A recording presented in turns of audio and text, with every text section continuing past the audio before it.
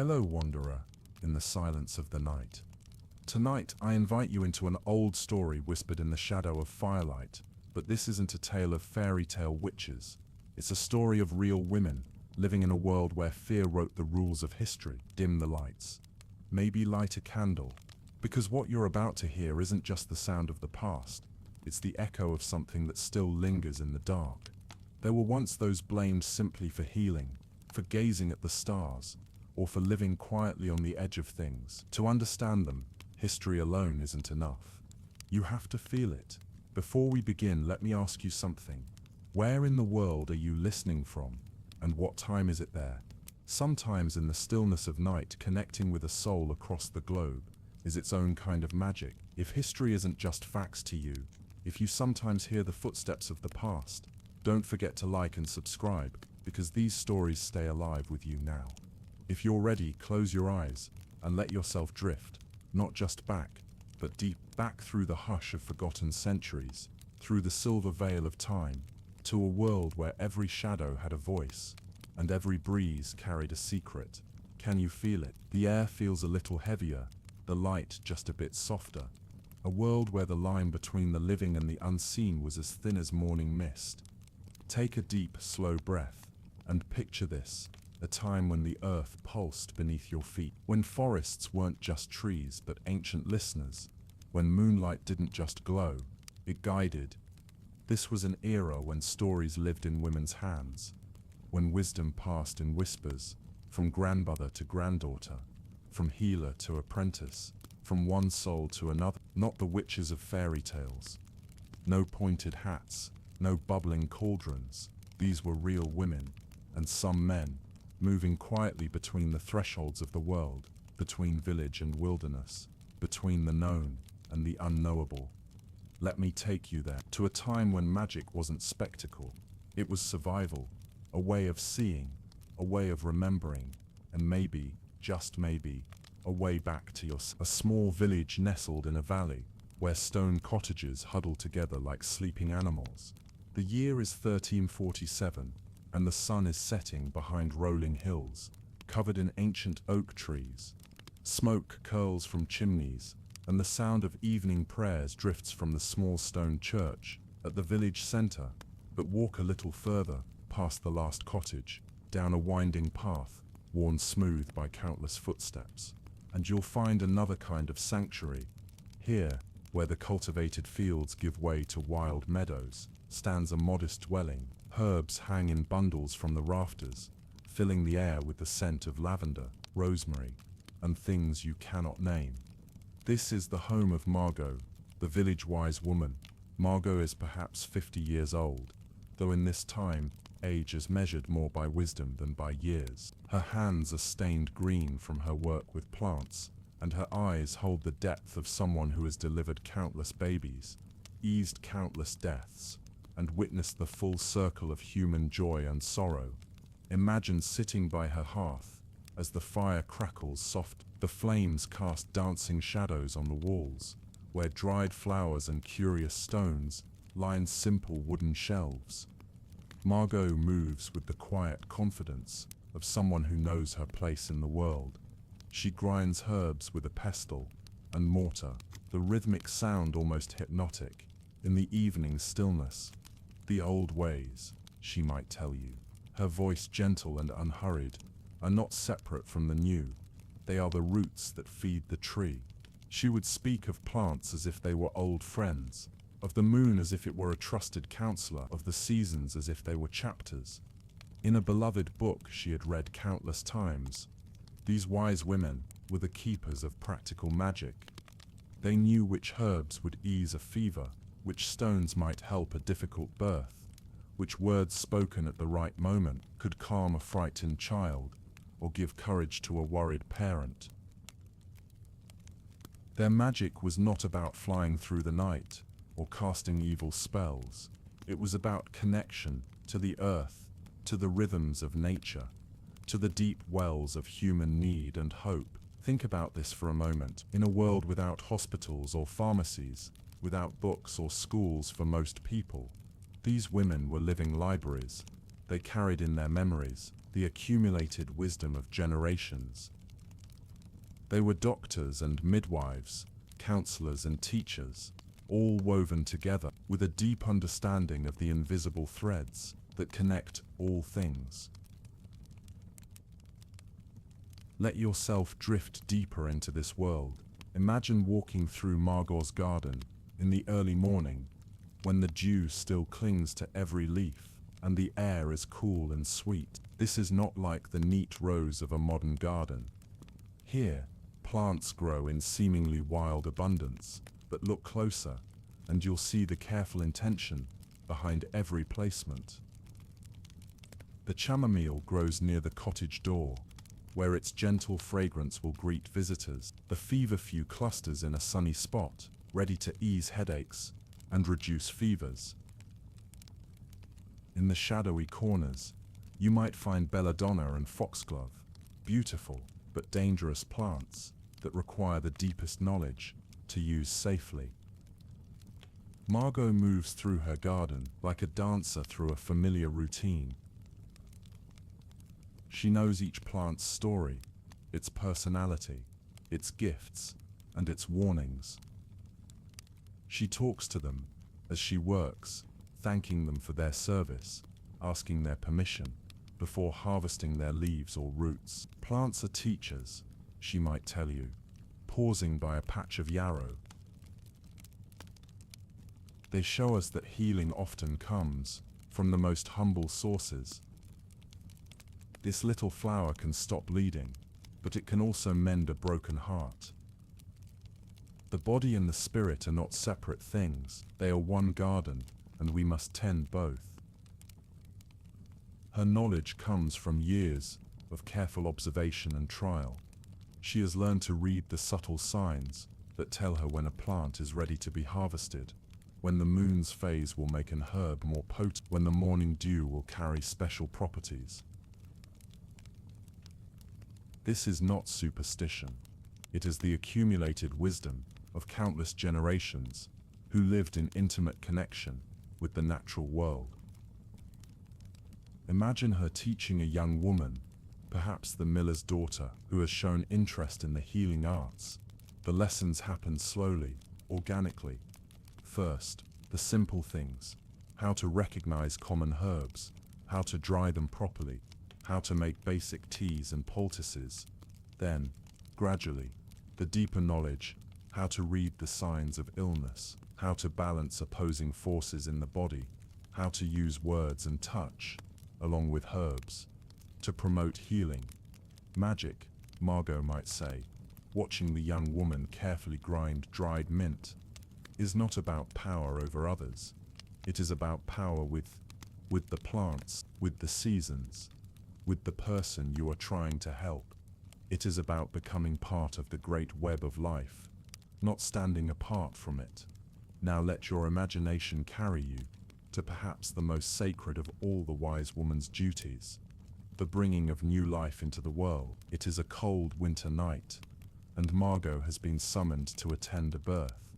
The young mother, Sarah, has been in labor since dawn, and her husband paces anxiously outside the cottage. Inside, by the warm glow of candles and the steady light of the fire, Margot works with quiet efficiency.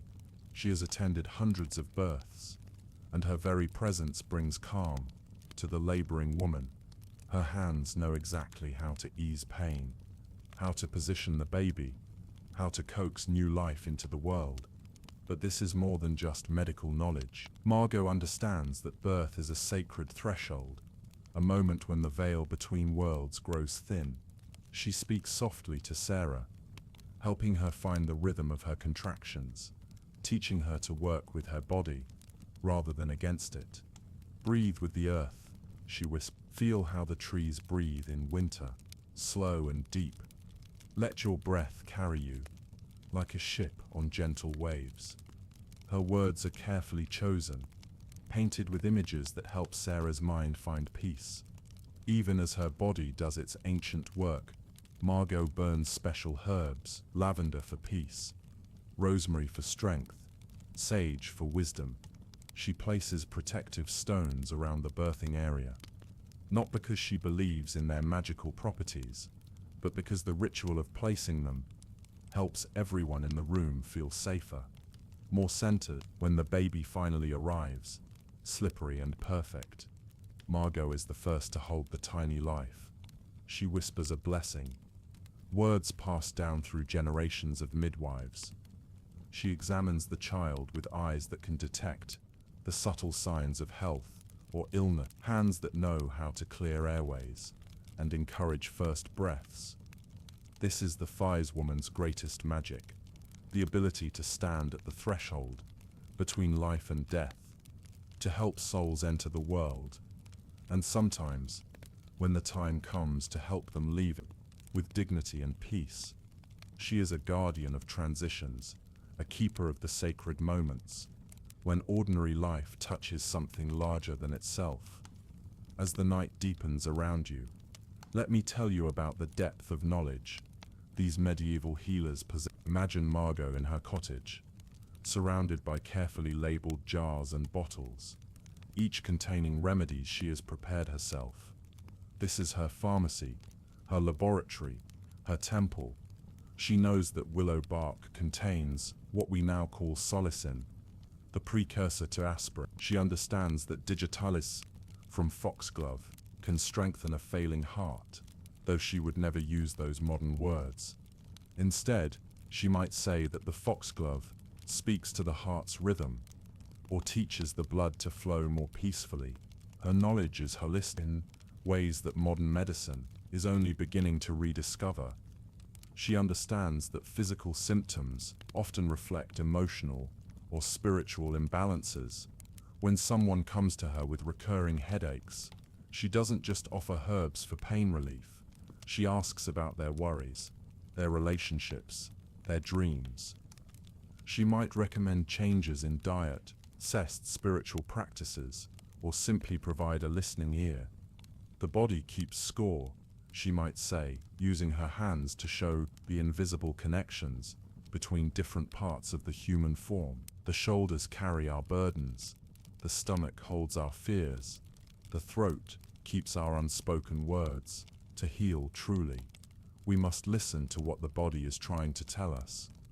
She has learned to read the subtle signs that reveal the state of someone's inner world, the way they hold their shoulders, the quality of their sleep, the dreams that visit them in the night. All of these are part of her diagnostic tools. She approaches each person as a unique garden, requiring individual attention and care. Her remedies are complex preparation that might include herbs, minerals, and what she calls intentions, the focused thoughts and prayers that she pours into her work. She understands that healing is a collaboration between the healer, the remedy, and the person being healed. Her role is not to cure, but to support the body's own wisdom in finding its way back to balance. Let yourself sink deeper into this medieval world and imagine the weight of knowledge that women like Margot carried. They were living libraries, keepers of oral traditions that stretched back centuries. In a world where most people could not read or write, these wise women held the accumulated wisdom of their ancestors in their memories. Think about the stories they told, not just fairy tales, but teaching stories that carried practical information. A tale about a princess who ate certain berries might actually be a way of teaching young people which fruits were safe to eat and which were poisonous. A story about a brave knight who found healing at a sacred spring might encode information about the medicinal properties of water from different sources. These women were also the keepers of what we might call psychological wisdom. They understood the human heart, the patterns of grief and joy, the ways that fear and hope could affect physical health. They knew how to use stories, symbols, and rituals to help people process difficult emotions and find meaning in their struggles.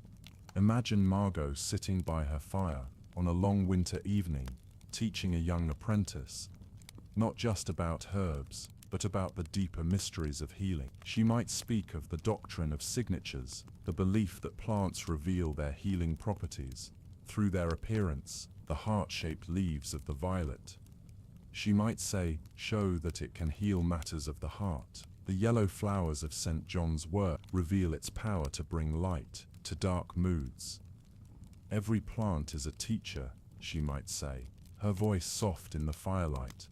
Every stone holds memories, every season brings its own gifts. The wise woman learns to read these signs, to understand the language that the world speaks, to those who know how to listen.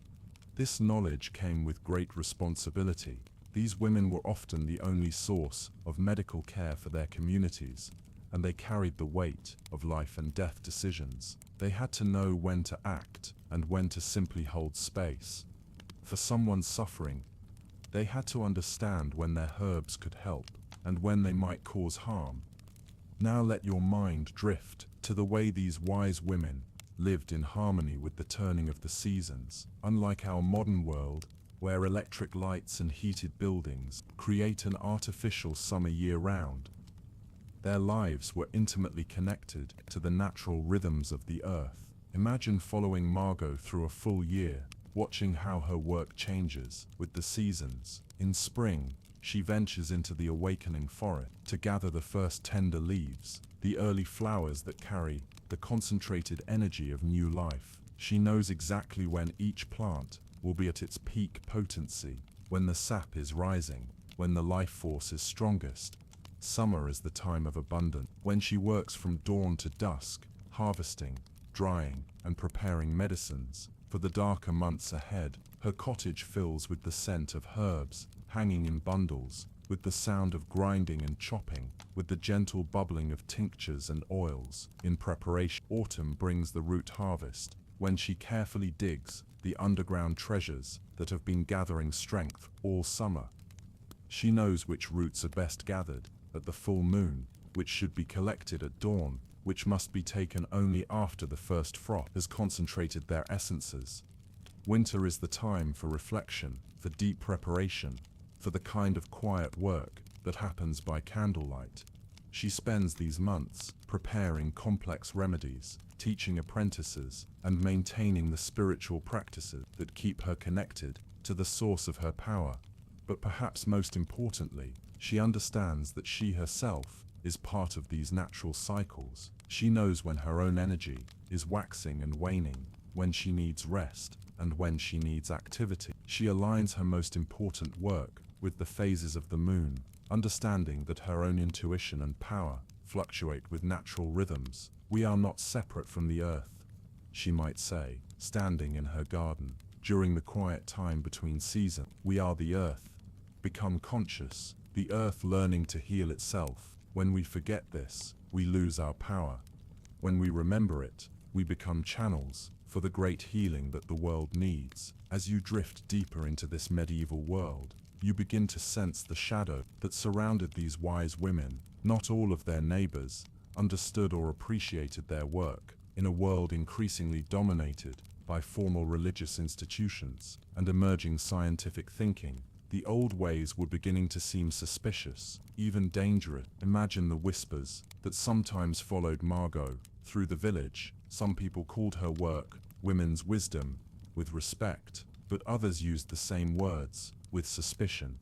When someone she had tried to help died anyway, some blamed her remedy rather than the limitations of medieval medicine. When a difficult person experienced a run of bad luck, some wondered if she might have cursed them.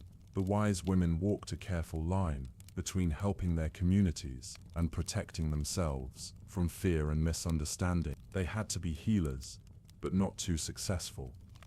Knowledgeable, but not too learned. Powerful, but not too threatening. They understood that their work made some people uncomfortable, especially those who preferred clear, simple explanations for the mysteries of life and death. But think about the courage it took to continue their work.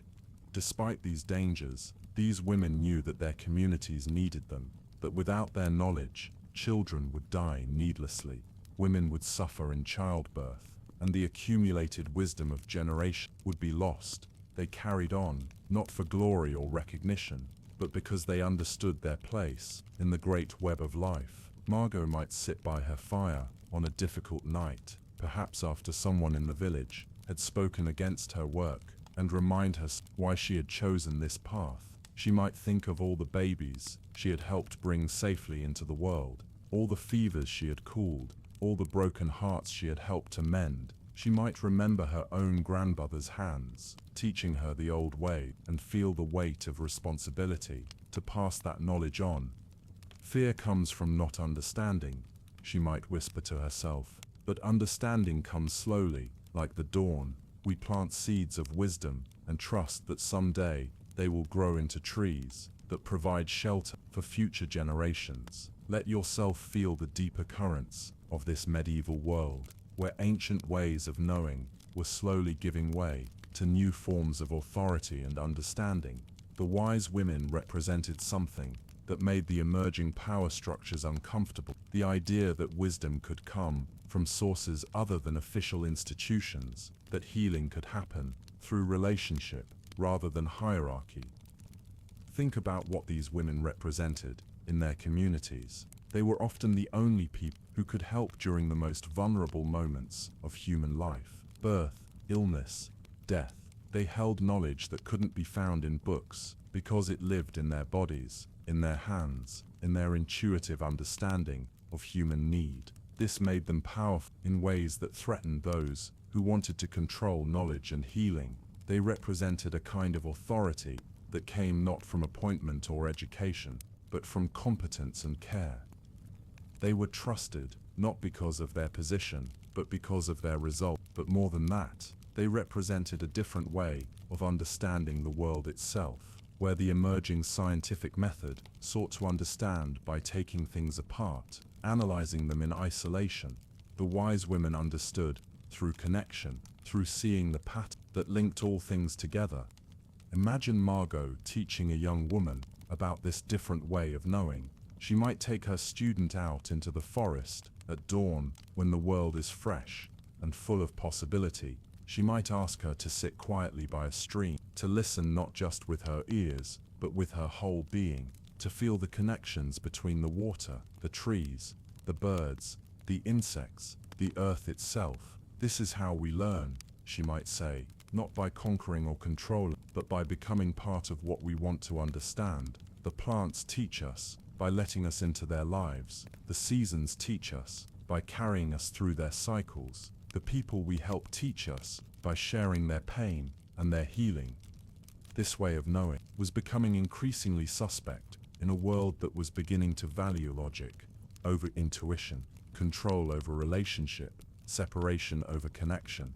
The wise women found themselves caught between worlds, honored by some, feared by others, essential to their community, but increasingly marginalized by those who held official power. Now let yourself imagine the inner world of someone like Margot, the private thoughts and feelings that she might never share with anyone. Picture her in the quiet moments before dawn, when she sits by her dying fire and prepares herself for another day of service. She might think about the weight of responsibility she carries, the way people look to her for answers she doesn't always have. She might remember her failures as well as her successes, the times when her knowledge wasn't enough, when someone died despite her best efforts. She carries these losses in her heart, not as guilt, but as reminders of the limits of human power. But she also carries the joy of her work, the moment when a fever breaks, when a difficult baby finally breathes, when someone who has been carrying pain for years finally finds relief. She remembers the gratitude in people's eyes, the way they hold her hands when words aren't enough, the trust they place in her knowledge and her care. She might think about her own spiritual life, the practices that keep her connected to something larger than herself. Perhaps she speaks to her grandmother's spirit, asking for guidance when a case is particularly difficult. Perhaps she feels the presence of all the wise women who came before her, a great company of healers, stretching back to the beginning of time. I am not alone, she might whisper to herself. I carry the knowledge of my grandmothers, and someday someone will carry mine. The work continues, even when individual workers must rest. She might also think about the loneliness of her path. Wise women often lived at the edges of their communities, literally and figuratively. They were needed, but not always welcomed. respected, but not always understood. They formed their own networks of support, connecting with other healers in neighboring villages, sharing knowledge, and offering each other the understanding that others couldn't provide. Think about the strength it took to walk this path, to maintain compassion in the face of suspicion, to keep learning and growing. Despite the dangers, these women were not victims of their circumstances. They were active agents of healing and wisdom, choosing to serve despite the costs. As the night deepens around you, let yourself enter the most sacred part of the wise woman's work, her role as a guardian of the great mysteries of life and death. These women were present at the moments when the veil between worlds grew thin, when souls entered life, and when they departed from it. Imagine Margot being called to the bedside of an old man who is dying. She comes not with false promises or miracle cures, but with the deeper medicine of presence and understanding. She knows how to help someone die well, how to ease not just physical pain, but the fear and confusion that often accompany the end of life. She might sit by his bedside through the long night, holding his hand, helping him breathe, whispering words of comfort. She knows the signs that death is approaching, and she can help his family understand what is happening, how to be present with their loved one in his final hours. Death is not the enemy, she might say softly. It is the great teacher, the one who shows us what really matters. The body grows tired, but the spirit moves to mysteries we can only imagine. She has attended enough deaths to know that there is often a peaceful beauty in the final moments, a sense of completion and release that can bring comfort to those who are grieving. She helps families understand that death is a natural part of life, not a failure of healing, but a transition to something beyond human understanding. But she also knows the mysteries of life in all its forms. She has helped women conceive when they thought they were barren, using not just her, but counseling, stress reduction, and sometimes simply the faith that new life was possible. She has seen the miracle of birth so many times that she never takes it for granted, never loses her sense of wonder. At the moment when a new soul enters the world, she understands that healing is not always about curing, that sometimes the greatest healing comes from helping someone accept their limitations, find peace with their circumstances, discover meaning in their suffering. She has learned to hold space for the full spectrum of human experience, to be present with people in their joy and their sorrow, their hope and their fear. Let your imagination expand to see the invisible network that connected wise women across the medieval world. Though they often lived in isolation, they were part of a vast web of knowledge and support that stretched across villages, regions, and kingdoms. Think about how knowledge traveled in those days, not through books or formal schools, but through personal relationships, through the ancient practice of apprenticeship, through the gatherings that brought healers together to share their wisdom. When Margot learned of a new remedy or technique, she might travel for days to visit another wise woman who could teach her, or she might welcome a traveling healer into her home to exchange knowledge. These women formed their own informal universities, their own systems of peer review and quality control. They tested each other's remedies, shared their successes and failures, and collectively built up the knowledge of previous generations. They were scientists in the truest sense, though they would never have used that word.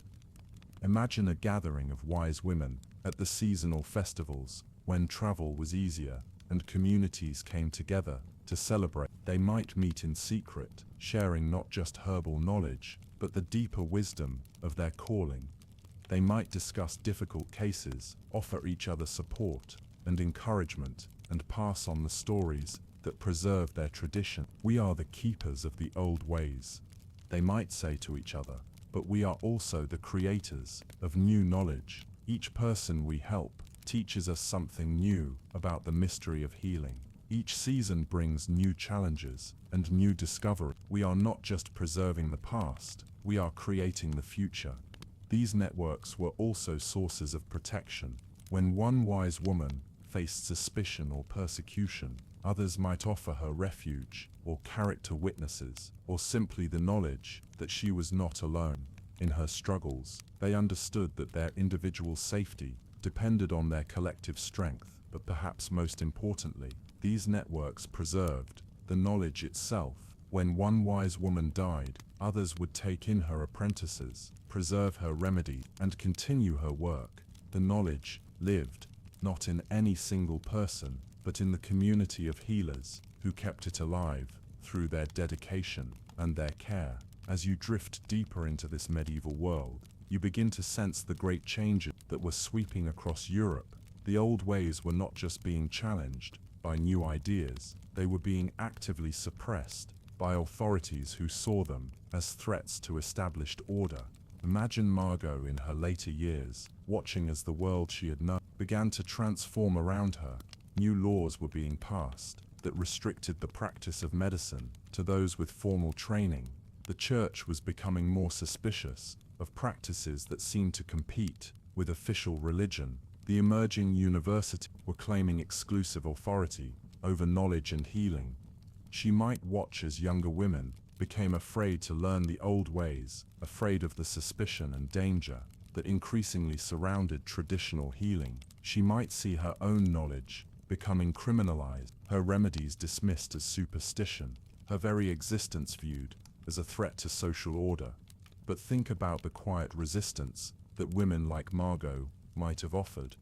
They didn't stop healing, they simply became more careful, more secretive about their work. They might have disguised their remedies as folk recipes, their rituals as household customs, their knowledge as grandmother's wisdom, rather than medical practice. The wise women understood that knowledge wants to live, that it will find ways to survive. Even the most hostile circumstances, they might have taught their daughters and granddaughters in secret, passing on the essential knowledge while hiding its true nature. They might have preserved their remedies in coded language, their practices in seemingly innocent custom. The old ways are like seeds, Margot might have said, to a young woman who was afraid to learn. They can lie dormant for years, waiting for the right conditions to sprout. What seems lost may only be sleeping, waiting for a time when the world is ready to remember. She might have taken comfort in the knowledge that human need for healing would always exist, that people would always seek help for their pain and their suffering. She might have trusted that someday the wisdom she carried would be valued again, that the deep understanding of healing she represented would find new forms of expression. Now let yourself imagine the invisible threads that connect those medieval wise women to our own time. Their knowledge didn't disappear, it went underground, survived in folk traditions, emerged in new forms as conditions allowed. Think about how much of modern medicine has its roots in the plant knowledge that women like Margot preserved. Aspirin from willow bark, digitalis from foxglove, countless other pharmaceuticals that began as herbal remedies. The wise women were the first researchers, the first to systematically study the healing properties of plants and develop effective treatments. But their legacy goes beyond just the remedies they discovered. They also preserved ways of thinking about health and healing that modern medicine is only beginning to rediscover. The understanding that physical symptoms often reflect emotional or spiritual imbalances. The recognition that healing happens in relationship, not just through treatment.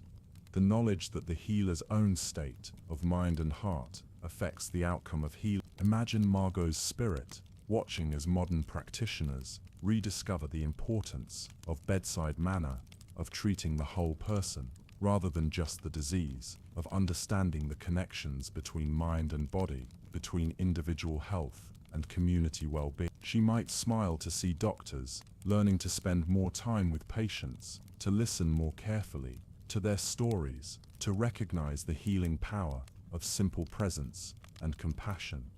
She might also recognize her legacy in the modern herbalists and midwives, the practitioners who are reviving traditional knowledge and adapting it to contemporary needs. She might see her own approach to healing reflected in the growing interest in integrative medicine, in the recognition that healing is an art as well as a science. The wheel turns, she might say, watching these developments with satisfaction. What goes around comes around. The knowledge never dies, it just waits for the right time to resurface. But perhaps most importantly, she might see her legacy in the quiet healers who work in every community, the mothers who know just what to do when a child is sick, the friends who offer comfort in times of grief, the neighbors who share their gardens and their wisdom. The spirit of the wise woman lives on in everyone who offers healing from the heart. As you rest here, in this space between sleeping and waking, let yourself feel how this ancient story continues even now, in ways both seen and unseen. The wise women's knowledge flows like an underground river, sometimes surfacing, sometimes hidden, but always present, always moving.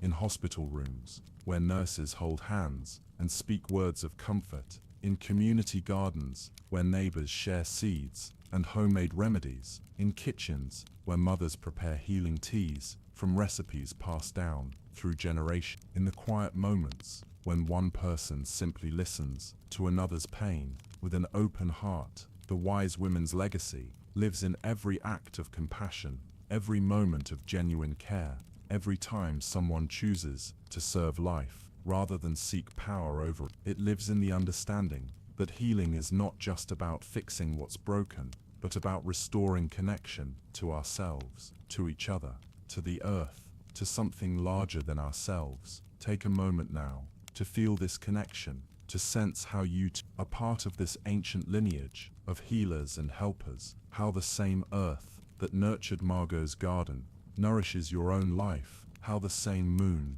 that guided her work still rises each night to light your path. Perhaps you carry some of this ancient wisdom in your own heart, in the way you comfort a friend in distress, in the intuitive knowledge that tells you when something is not quite right, in the simple understanding that love is the greatest healer of all. And now, as you sink deeper into this peaceful place, let yourself feel the eternal rhythms that the wise women knew so well, the slow turning of the seasons, the gentle cycle of day and night, the patient breathing of the earth itself. Feel how your own breath connects you to this ancient rhythm, how each inhale brings you the same air that filled the lungs of countless generations, how each exhale releases you into the same vast space that holds all life, all healing, all wisdom.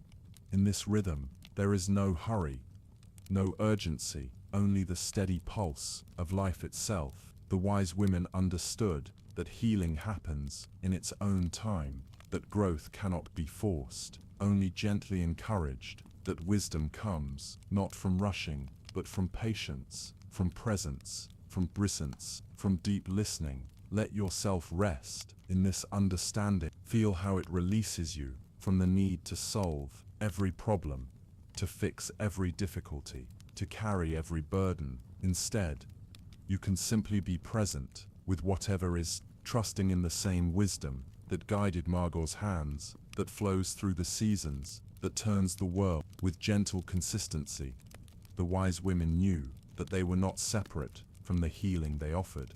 They were part of it, channels for something larger, servants of life itself, and in this service, they found not burden, but freedom, not exhaustion, but renewal, not isolation, but connection to everything that is. Imagine now that you are walking through Margot's garden once again, but this time, it is not just her garden, it is the garden of all the wise women who ever lived, a place where every healing herb that ever grew still flourishes, where every lesson ever learned still whispers on the wind.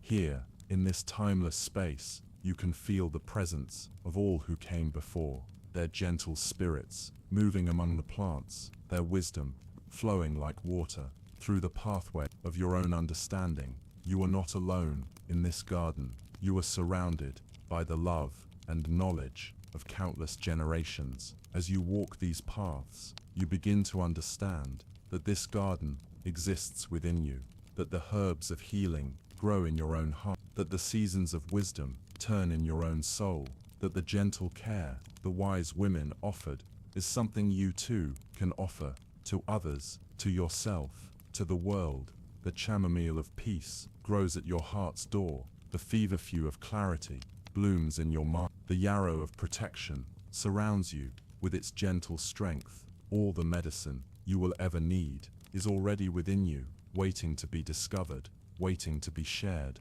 And now, as you rest here, in this peaceful place, between sleeping and waking, let yourself feel how the circle completes itself, how the wisdom of the past flows into the present, how the healing they offered continues through you, through all who choose to walk the path of compassion. The wise women understood that healing is not something we do to others, but something we do together, a sacred dance between healer and patient, between teacher and student, between one human heart and another. They knew that in the act of offering healing, we ourselves are healed. In the giving, we receive. Close your eyes and let your mind drift back through the centuries, back to a time when knights in gleaming armor rode across misty battlefields, when castles stood like ancient guardians against storm-swept skies, and when the fate of two great kingdoms hung in the balance for over 100 years. Imagine yourself standing on a hill overlooking the English Channel on a quiet morning in 1137. The sea stretches endlessly before you, its waters catching the first golden rays of dawn. On one side lies England, green and peaceful, while across those rolling waters sits France, vast and powerful. These two lands, separated by just a narrow stretch of water, are about to begin a conflict that will echo through the ages. A war so long that great-grandfathers who began it would never live to see their great-grandsons finish it. Take a deep breath and feel the cool morning air. Can you sense the tension building like storm clouds on the horizon? This is the story of the 100 Years' War, and you are about to witness one of history's most enduring struggles unfold like a tapestry, woven with threads of ambition, honor, and the relentless passage of time. Picture, if you will, the royal courts of medieval Europe, grand halls lit by flickering candlelight, where noble men and women in rich velvet and silk move like dancers in an endless, intricate ballet of politics and power. In these halls, marriage was not just about love, but about kingdoms, about claims to thrones that could span generations. Imagine yourself as a fly on the wall in the year 1328, in a French castle where shadows dance across stone walls. King Charles I of France lies dying, his breath growing shallow as courtiers whisper anxiously in the corridors. He has no sons to inherit his crown, and with his death, a question arises that will haunt Europe for over a century. Who has the right to rule France? Can you picture young Edward III of England, barely 15 years old, receiving the news across the Channel? His mother, Isabella, was Charles I's sister, and through her, Edward believed he had a claim to the French throne. But the French nobles had other ideas. They chose Philip of Valois, Charles's cousin, to be their king instead. Do you think young Edward simply accepted this decision? Close your eyes and imagine his frustration, his sense of injustice. The French crown, the most powerful throne in Europe, seemed within his grasp, only to slip away like morning mist. But there were other grievances simmering beneath the surface, like embers waiting to burst into flame. Picture the Duchy of Aquitaine, that rich wine-producing region in southwestern France. For generations, English kings had held this land as vassals to the French crown, a humbling arrangement that required them to kneel before the French king and swear fealty. Imagine the awkwardness of this situation. Edward III, King of England, having to bow before Philip VI of France for his French territories. Can you feel the tension in such a moment? The pride of kings is not easily bent, and this feudal arrangement created a constant source of friction between the two realms. Then there were the economic concerns that touched the lives of common people on both sides of the Channel. Picture the bustling wool markets of England, where merchants traded the finest fleece in Europe. Much of this precious wool found its way to Flanders, where skilled craftsmen wove it into luxurious cloth. But Flanders was officially under French control, creating a complex web of economic dependencies and political tensions. Imagine yourself as a wool merchant in 3036, watching nervously as political tensions threaten to disrupt the trade routes that have made you prosperous. The French king supports the Count of Flanders, while the Flemish towns, dependent on English wool, naturally lean toward England. Can you sense how these economic threads were becoming the rope that would help pull two kingdoms into war? Now let your mind drift to the year 1337. Picture Edward III, no longer the uncertain boy king, but now a man of 25, confident and ambitious. In the great hall of his palace, surrounded by his most trusted advisors, he makes a decision that will reshape the map of Europe. He formally claims the throne of France. Can you imagine the ripple of shock that ran through the French court when they received this news? Philip II, comfortable on his throne for nearly a decade, suddenly faced a challenge that struck at the very heart of his legitimacy. The war began not with great battles, but with raids and skirmishes, like a storm that starts with scattered raindrops before becoming a deluge. Picture English ships crossing the Channel, their sails full of wind and purpose, carrying soldiers who would soon set foot on French soil with conquest in their hearts. Imagine yourself in the French countryside in 1339, a peaceful morning shattered by the sound of approaching hoofbeats. English raiders sweep through villages like a summer storm, quick and devastating. But these early years of conflict were marked more by economic warfare than epic battles, a slow strangulation of trade routes and the disruption of normal life that touched every household in both kingdoms. Let your mind wander now to August 26, 1346, to a small town in northern France called Cressy. The afternoon sun beats down on rolling hills that will soon be transformed into one of medieval warfare's most famous battlefields. Picture Edward III, now the Black Prince, at his side, his eldest son just 16 years old, but already showing the courage that would make him a legend. They have landed in France with an army of about 9,000 men, and now they face a French force nearly twice their size. Can you feel the tension in the air, thick as morning fog? Imagine the English soldiers, many of them common men, farmers and craftsmen, who have learned to draw the longbow. These are not knights in shining armor, but ordinary people who have discovered they possess a weapon that can change the course of history. Picture them standing in neat formations, their longbows at the ready, each man knowing that his skill with this simple wooden weapon might determine the fate of kingdoms. Now envision the French army approaching a magnificent sight that must have taken your breath away. Thousands of mounted knights, their armor gleaming like mirrors in the afternoon sun, their colorful banners snapping in the breeze. These are the flower of French nobility, men who have trained since childhood for this moment, who believe that honor and courage will triumph over any enemy. Can you hear the thunder of hooves as the French cavalry charges up the hill toward the English lines? For generations, the mounted knight had been the master of European battlefields, seemingly invincible in his steel shell. But something new was about to happen at Cressy, something that would change warfare forever. Picture the English archers, standing calm and steady despite the terrifying sight bearing down upon them. At their captain's command, they draw their bows and release. Imagine the sound, not just one arrow but thousands, creating a whisper that grows to a roar as the sky darkens with shafts of wood and steel. The French knights, brave and proud, ride straight into this storm of arrows. Their horses stumble and fall. Their armor, seemingly impenetrable, proves vulnerable to the bodkin points, designed to pierce steel. Wave after wave of the finest cavalry in Europe breaks against the English lines like waves against a rocky shore. Do you think you could have stood your ground as those English archers did that day? Can you imagine the courage it took to face the charge of armored knights, trusting in nothing but your skill and your comrades beside you?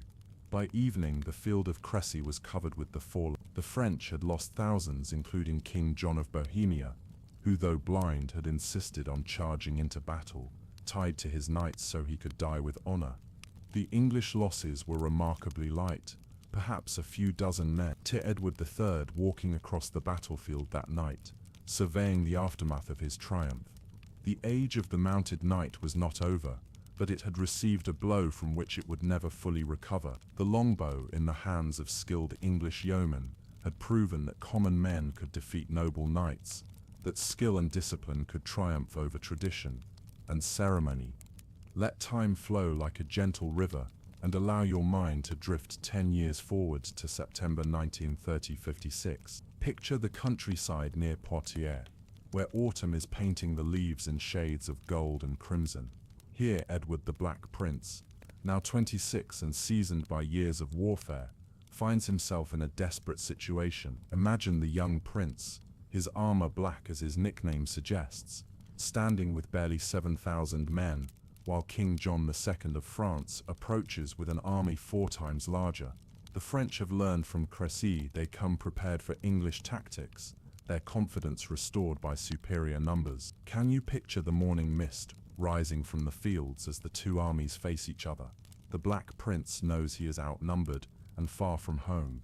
His men are tired from months of campaigning, their supplies running low. Yet in this moment of apparent weakness, imagine the quiet confidence in his voice as he addresses his soldiers. "My good fellows," he might have said, his words carrying across the morning air.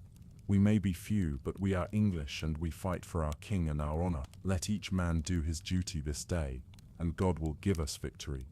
Do you think you would have felt fear or excitement in such a moment? Picture yourself among those English soldiers, looking across the field at the vast French army, knowing that your skill and courage would be tested as never before.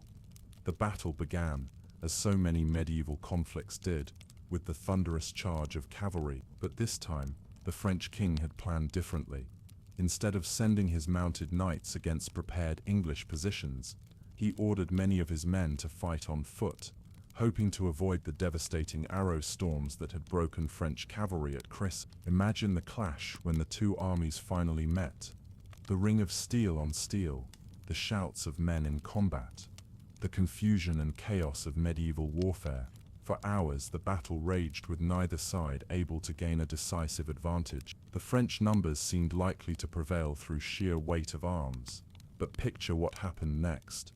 At the crucial moment, when the battle hung in the balance like a coin spinning in the air, a small force of English cavalry, led by a knight named Jean de Grailly, struck the French rear. It was a perfectly timed maneuver that threw the French army into confusion just when victory seemed within their grasp. Can you imagine the moment when King John II of France realized his army was collapsing around him? This proud monarch, who had come to Poitiers confident of crushing the English raiders, suddenly found himself fighting for his life in the midst of a rout. Picture the extraordinary scene that followed. The King of France, one of the most powerful rulers in Europe, was captured on the battlefield by English soldiers. The man who had commanded 20,000 troops just hours before was now a prisoner, his crown and kingdom's future hanging in the balance. The Black Prince, they say, treated his royal captive with perfect courtesy, serving him at dinner with his own hands, and speaking to him with the respect due to a fellow monarch. Can you imagine this scene, victor and vanquished dining together while the fate of France trembled in uncertainty? As the years passed like seasons changing, France found herself in a state of chaos that would have broken a lesser nation. Picture the realm in the 1360s, their king imprisoned in London, the countryside ravaged by war, and bands of unemployed soldiers called Routiers wandering the land like wolves, living off the fear and suffering of common people. Imagine yourself as a French peasant during these dark years. Your fields lie trampled by the hooves of countless armies, your crops seized to feed soldiers whose names and loyalties change with the seasons. In the distance you can see the smoke rising from your neighbor's village, and you wonder if your own home will be next. The Treaty of Bretigny in 1360 brought temporary peace, but at a terrible cost. Picture the French negotiators, forced to sign away vast territories to England and agree to pay an enormous ransom for their king's release. Can you imagine their humiliation as they put their seals to a document that gave away 1/3 of France? But even as kings made treaties in their palaces, the suffering of common people continued. Picture the great companies, bands of professional soldiers with no war to fight, turning to brigandage. These men who had learned the arts of war in service to their lords, now used those same skills to terrorize the very people they had once protected. Do you think you could have endured such times? Can you imagine the strength it took for ordinary people to continue their lives, to plant crops they might never harvest, to raise children in a world where tomorrow promised only uncertainty? Yet France endured as nations do, drawing strength from sources that often surprise us. In the darkest hours, heroes emerge from the most unexpected places, and hope kindles like a flame that refuses to be extinguished. Allow your mind to drift to the 1370s when a new king had taken the French throne. Charles V, known as the Wise, was not a warrior in the traditional sense. Picture him, a thoughtful, scholarly man who preferred books to battlefields, who understood that wars could be won with patience and strategy, as well as with swords and arrows. Imagine Charles in his study, maps spread before him like a general planning a campaign, but instead of plotting one great battle, he was planning something far more subtle, a war of small actions, of avoided battles, of slowly strangling English power in France, without ever risking everything on a single throw of the dice. Charles found his perfect instrument in Bertrand du Guesclin, a Breton knight who understood that the old ways of warfare, the glorious charges and honorable single combat, were luxuries France could no longer afford. Picture du Guesclin, not tall or handsome like a knight from romance, but tough and cunning like a wolf that has learned to hunt in winter. Can you imagine the frustration of English commanders as they found themselves fighting an enemy that refused to meet them in open battle? Instead of facing the flower of French chivalry in grand tournaments of war, they found themselves harassed by small forces that struck like lightning and disappeared like morning mist. Picture English garrisons throughout France, isolated in their castles, like islands in an increasingly hostile sea. One by one, these strongholds fell to French forces that used patience instead of bravery, siegecraft instead of glory. The English, masters of the dramatic victory, found themselves slowly being strangled by an enemy that refused to grant them the decisive battle they needed. Do you think you would have had the patience for such warfare? Can you imagine the discipline it took to avoid the temptation of a glorious charge, to instead trust in the slow work of reclaiming France castle by castle, village by village? By 1380, when Charles V died, he had reduced English holdings in France to a few coastal cities. The great conquests of Edward III and the Black Prince had melted away like snow in spring, not lost in a single catastrophic defeat, but eroded by years of careful, patient strategy. Let your mind rest now in the quiet years that followed, when war gave way to an uneasy peace, broken only by occasional raids and skirmishes. Picture Europe in the 1380s and 1390s, weary of conflict, trying to heal the wounds that decades of warfare had inflicted. But peace, as you might imagine, brought its own challenges. In England, young Richard II struggled with nobles who had grown powerful during the wars. In France, the new king Charles VI began to show signs of the madness that would plague him throughout his reign. Can you picture the confusion and fear in the French court as their king descended into periods of insanity, sometimes not even recognizing his own family? Imagine the delicate balance of these years. Two kingdoms exhausted by war, but with the fundamental issues that had caused the conflict still unresolved. The English still claimed the French throne. The French still refused to recognize that claim. And between them lay the memories of all those who had died in battles from Crécy to countless forgotten skirmishes. During these years, picture the slow work of recovery. Farmers returning to abandoned fields, merchants cautiously reopening trade routes, craftsmen rebuilding workshops destroyed by decades of warfare. It was the patient work of civilization reasserting itself, like flowers growing through the cracks in a battlefield. But as you rest in this peaceful interlude, can you sense the storm clouds gathering once again? In England, a new king was rising, Henry V, young, ambitious, and dreaming of reviving the glorious conquests of his great-grandfather Edward III. Now let your imagination carry you to the year 1415, to October 25th, the feast day of Saints Crispin and Crispinian. Picture the muddy fields near the village of Agincourt, where autumn rain has turned the earth into a quagmire that clings to every step. Imagine King Henry V of England, just 28 years old, standing with an army of perhaps 6,000 men, hungry, exhausted, and desperate to reach the safety of English-held Calais. But blocking their path is a French army of 25,000, confident in their overwhelming numbers and eager to avenge the humiliations of previous generations. Can you picture Henry on the morning of battle? They say he moved among his soldiers like a common man, speaking words of encouragement, sharing their fears and their hopes. "We few, we happy few, we band of brothers," he might have said, his words carrying across the misty dawn air to men who knew they might not live to see another sunset. Picture the French nobles, magnificent in their armor, many of them grandsons of men who had fought at Crécy and Poitiers. They had learned from their ancestors' defeats, or so they thought.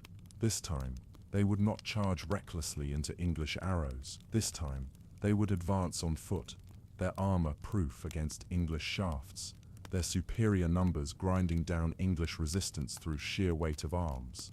Imagine the tension as the two armies faced each other across that muddy field. Hours passed with neither side willing to make the first move. The English, vastly outnumbered, needed the French to attack. The French, learning from past defeats, wanted to force the English to advance into their prepared positions. Finally, Henry ordered his men forward. Picture the English army, thin and tired, struggling through the mud, toward the massive French force. It seemed like madness, a few thousand exhausted soldiers attacking an army 4 times their size. But then something extraordinary happened, something that shows us how the unpredictable nature of warfare can turn the tide of history in a single moment. The French, seeing the English advance, could not resist the opportunity to crush their enemies. They began to move forward, thousands of armored men struggling through the same mud that had hindered the English. Can you imagine the chaos that followed? Picture thousands of French soldiers, weighed down by heavy armor, stumbling and falling in the treacherous mud. Those who fell often could not rise again, and their comrades, pressed forward by the mass of men behind them, had no choice but to step over the fallen. The English archers, following their traditional tactics, sent flight after flight of arrows into the struggling French ranks. But this time, it was not just the arrows that brought victory, it was the mud itself, the weather, the very earth of France conspiring to trap the French army in a situation where their numbers became a disadvantage rather than an asset. Picture the English men-at-arms, many of them fighting without armor because they could not afford it, wading into the chaos with swords and warhammers. These common soldiers found themselves fighting and defeating the greatest nobles of France, men whose ransoms could have made them rich for life. By the end of that impossible day, the field of Agincourt was covered with French dead. The flower of French nobility lay in the mud, dukes and counts and knights whose families had served French kings for centuries. The English losses were so light that many could scarcely believe the reports. Do you think Henry himself could have imagined such a complete victory when he woke that morning? Can you picture his amazement as he surveyed a battlefield that had transformed him from a desperate king fleeing for safety into the greatest military hero of his age? In the years following Agincourt, picture France descending into a nightmare that made the earlier stages of the war seem like a gentle dream.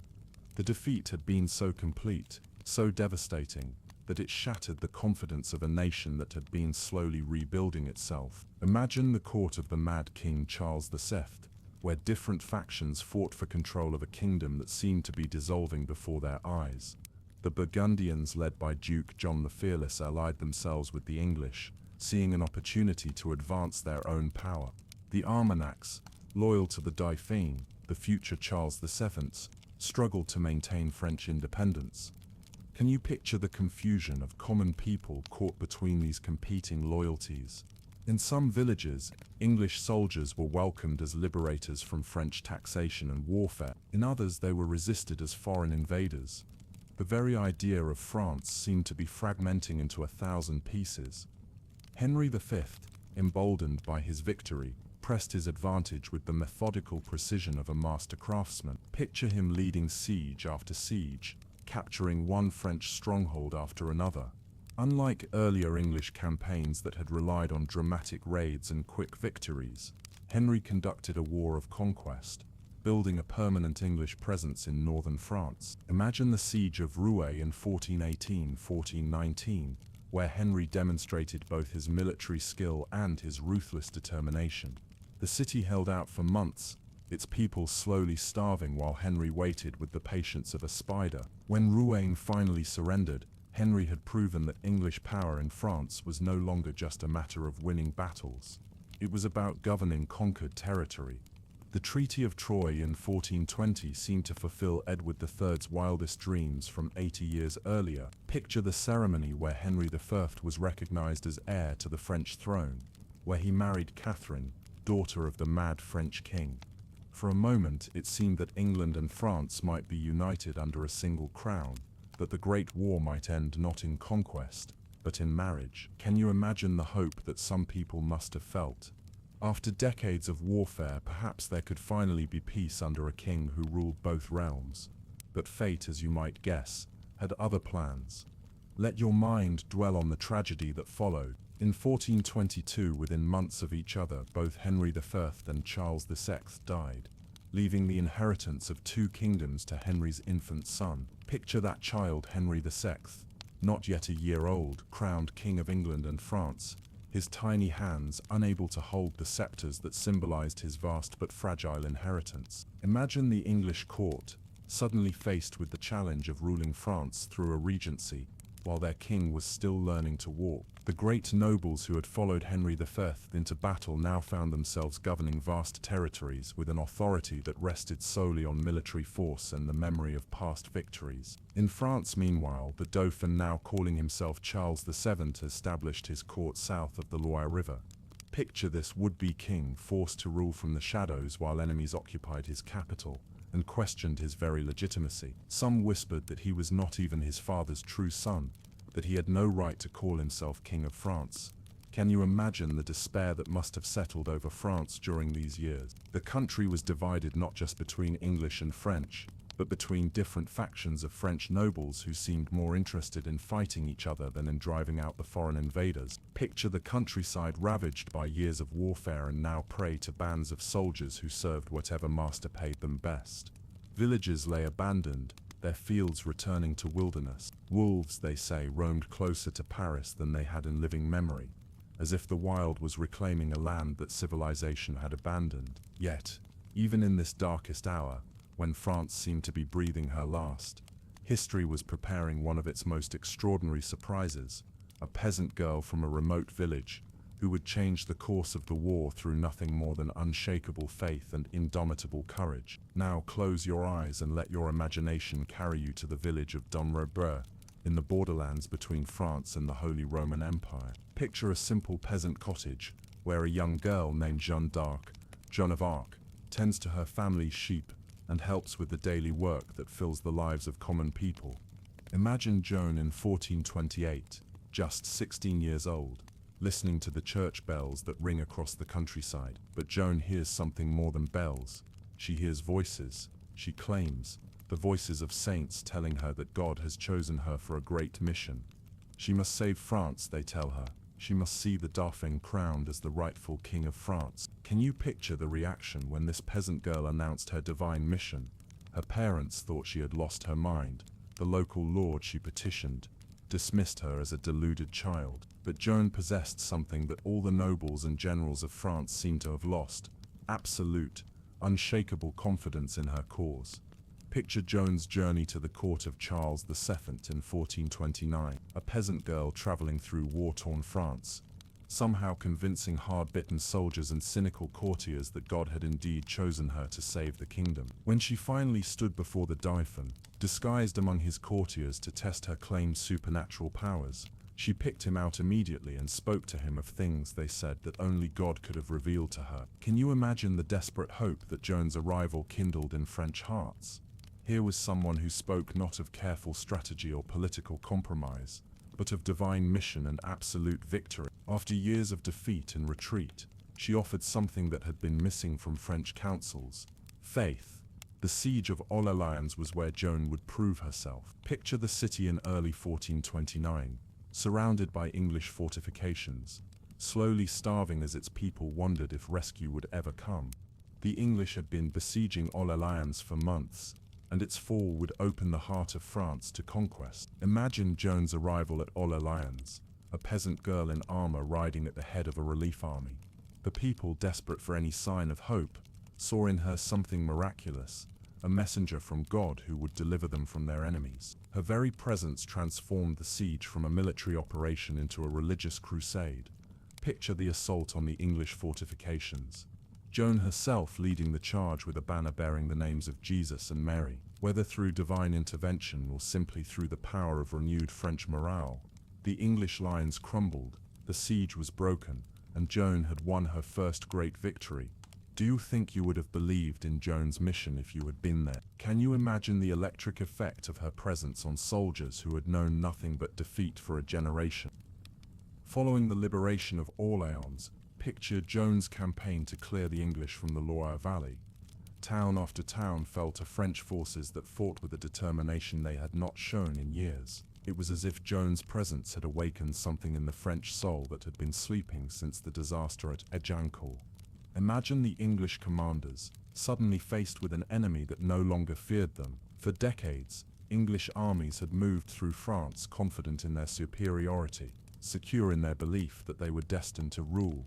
Now they faced soldiers who believed that God himself fought on their side. Picture the scene at Reims Cathedral in July 1429, where Joan achieved her greatest goal, seeing Charles VII crowned as King of France in the traditional ceremony that made his legitimacy undeniable. Joan stood beside the altar, holding her banner, as the man she called her gentle king received the crown that the English had claimed belonged to their infant Henry II. Can you imagine Joan's feelings at that moment? The peasant girl who had left her village just months before had accomplished what all the armies of France had been unable to do. She had restored the French monarchy and given her people a king they could believe in. But picture also the shadow that was already falling across Joan's triumph. The very success that made her a saint to her followers made her a dangerous enemy to others. The Burgundians, French nobles who had allied with the English, saw her as a threat to their power. The English saw her as a witch, whose supernatural influence had to be destroyed. At Compiègne in 1430, Joan was captured in a skirmish with Burgundian forces. Imagine the moment when this extraordinary young woman, who had seemed blessed by fortune itself, found herself prisoner in enemy hands. Her king, the man she had crowned, made no serious attempt to ransom her. The nobles she had elevated seemed content to let her face her fate alone. Picture Joan's trial in Rouen, conducted by French clerics, but under English authority. They accused her of witchcraft, of heresy, of wearing men's clothing, any charge that might justify what they had already decided to do. This peasant girl, who had never learned to read, faced the most learned theologians of her time, and defended herself with a courage and wit that amazed even her enemies. Can you imagine her final moments? On May 30, 1431, Joan of Arc was burned at the stake in the marketplace of Rouen. She was 19 years old. As the flames rose around her, witnesses said, she called out the name of Jesus, and many who had come to see her die went away convinced they had witnessed the murder of a saint. Do you think Joan knew as she faced the fire that her work was already complete? She had given France something more precious than military victory. She had given her people back their faith in themselves. Now let time flow gently forward through the remaining years of this ancient conflict. Picture France in the decades following Joan's death, slowly but steadily pushing the English back toward the sea. The inspiration Joan had kindled continued to burn in French hearts, long after her own light had been extinguished. Charles VII, the king Joan had crowned, proved to be more capable than anyone had expected. Imagine him transforming from the uncertain Dauphin who had hidden south of the Loire into a monarch who understood that wars were won not just by brave charges but by patient administration, by tax collection, by the gradual building of royal power. Picture the English position in France, slowly crumbling like a castle built on sand. Without the unifying presence of a Henry V, English nobles began to quarrel among themselves. The infant King Henry VI grew into a pious but weak ruler who seemed more interested in founding colleges than in governing kingdoms. Can you imagine the war weariness that settled over both nations as the decades passed? Fathers who had fought at Agincourt saw their sons die in obscure skirmishes that changed nothing. The great adventure that had begun with such hopes of glory had become a grinding routine of siege and counter-siege, of battles that determined the fate of villages whose names would be forgotten within a generation. Picture the final English strongholds, Calais on the coast, a few scattered garrisons clinging to their walls, while the French countryside around them returned to French control. The great dream of an English empire in France was fading like morning mist, leaving behind only memories and graves. In 1449, the French began their final push to drive the English from Normandy. Imagine Charles VII's armies, now well equipped and disciplined, methodically reducing English strongholds one by one. The descendants of the men who had followed William the Conqueror to England 4 centuries earlier were now being driven from the land their ancestors had claimed. Let your mind rest now on July 17, 1453, on a field near the town of Castillon in Gascony. Here, after more than a century of warfare, the 100 Years' War would finally end, not with a treaty or a negotiation, but with one last decisive battle. Picture John Talbot, Earl of Shrewsbury, the greatest English commander of his generation, leading what he knew might be the final English army to take the field in France. Talbot was in his 70s, an old man by medieval standards, but he had been fighting the French for so long that war was the only life he knew.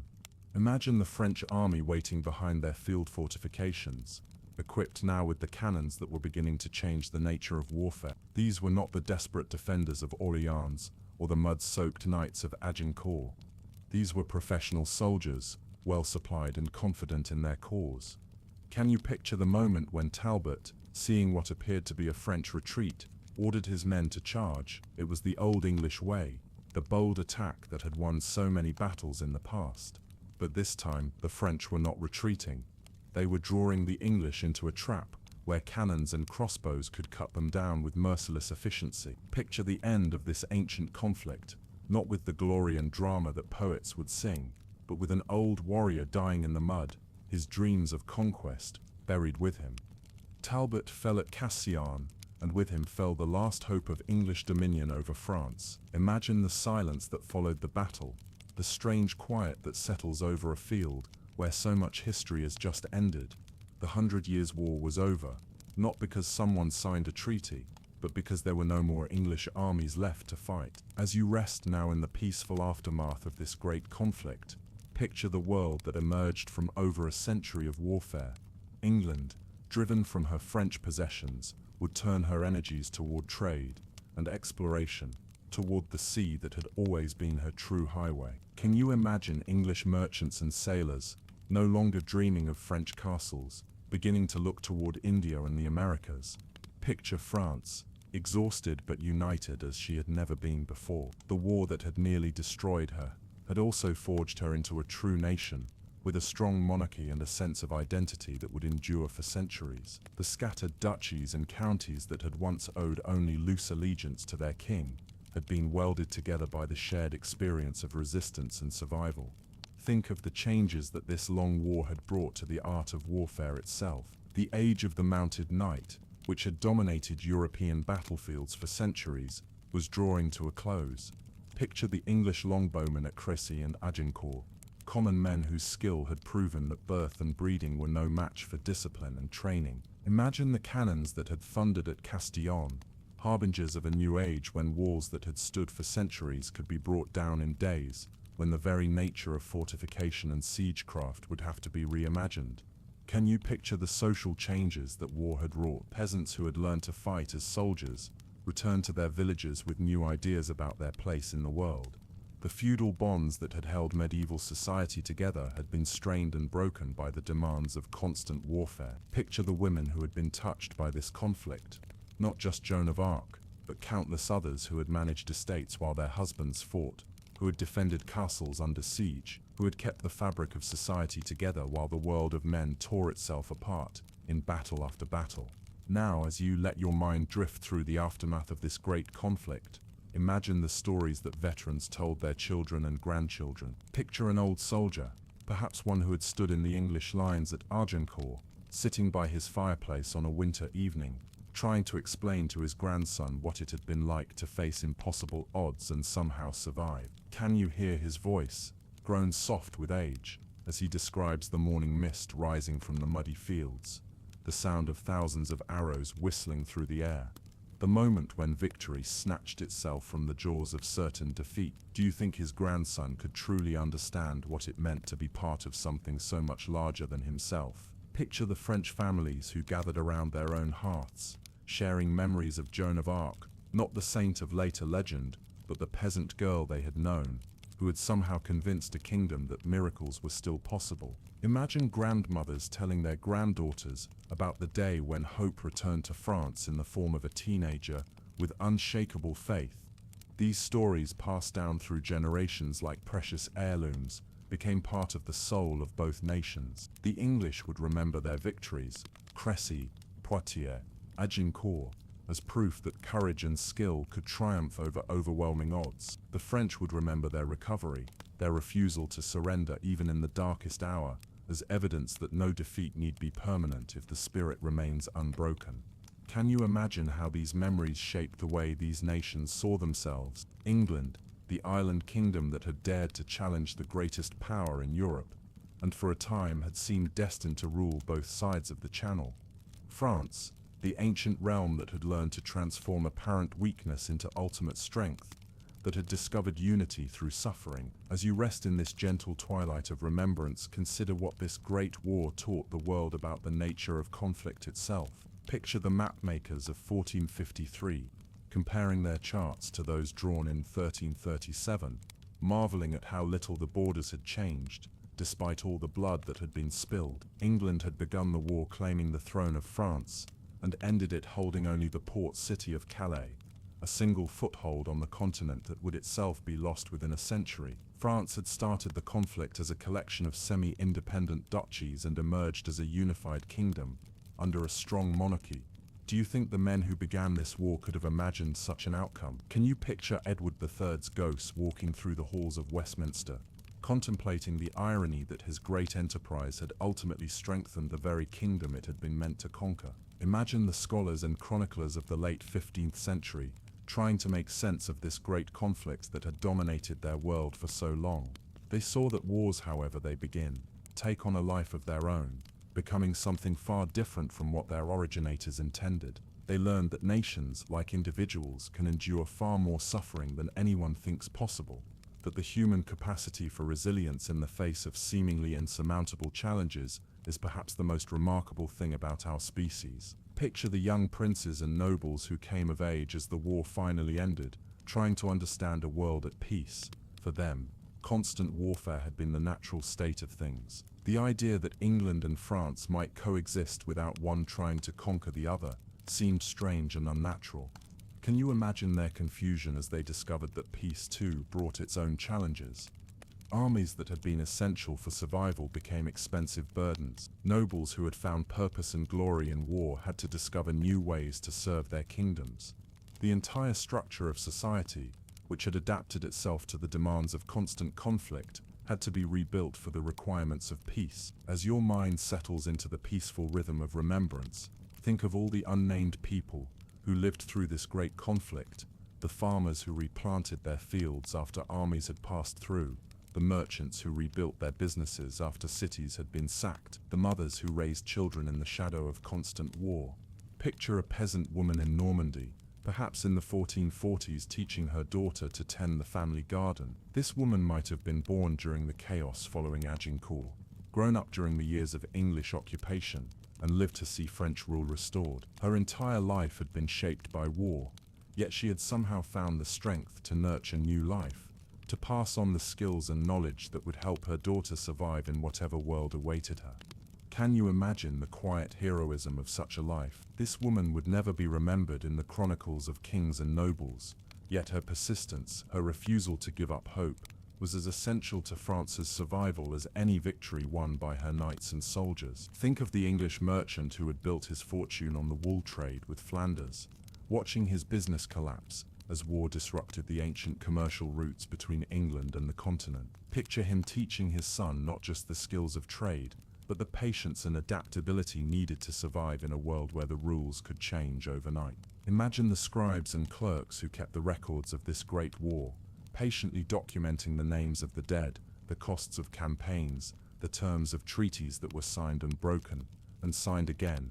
Their careful handwriting preserved the details that allow us, centuries later, to understand what this conflict meant to the people who lived through it.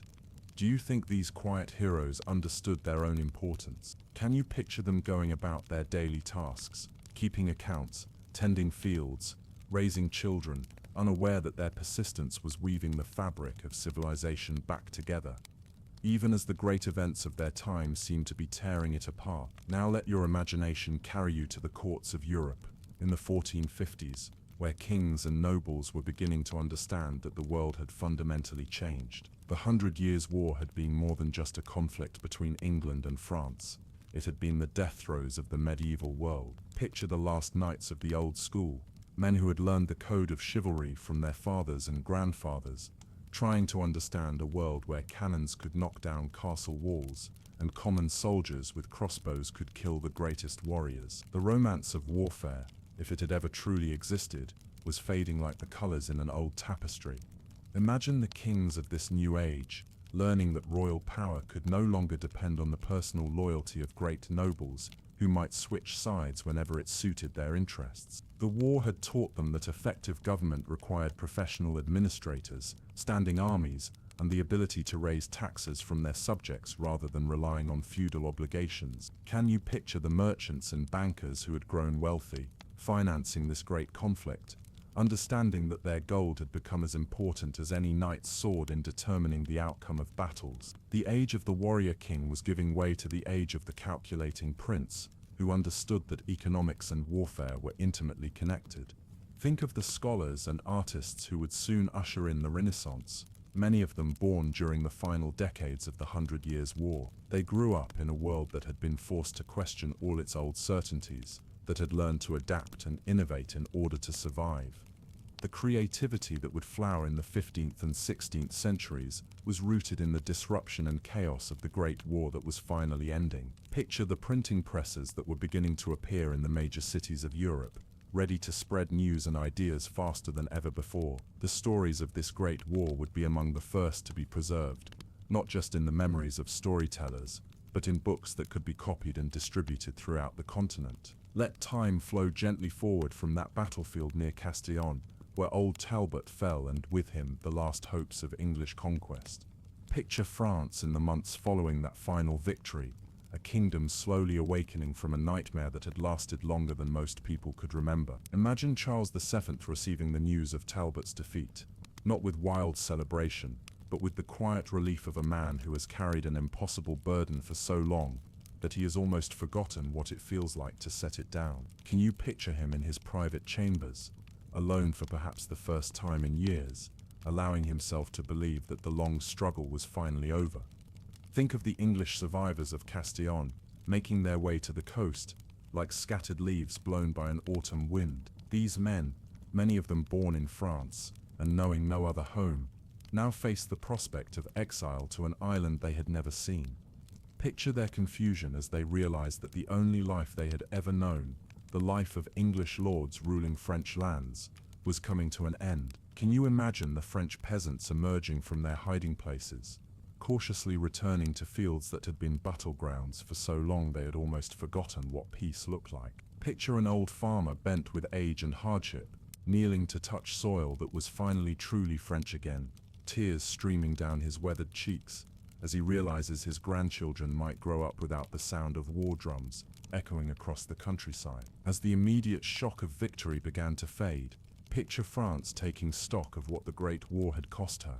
Entire regions lay depopulated, their villages abandoned to the wild. Roads that had once carried merchants and pilgrims were now overgrown with weeds and haunted by memories of the armies that had marched along them. Imagine the royal clerks attempting to count the true cost of the conflict, not just in gold spent on armies and fortifications, but in the lives lost, the children never born, the harvests never gathered. The numbers, when they were finally tallied, would have staggered those who commissioned the count.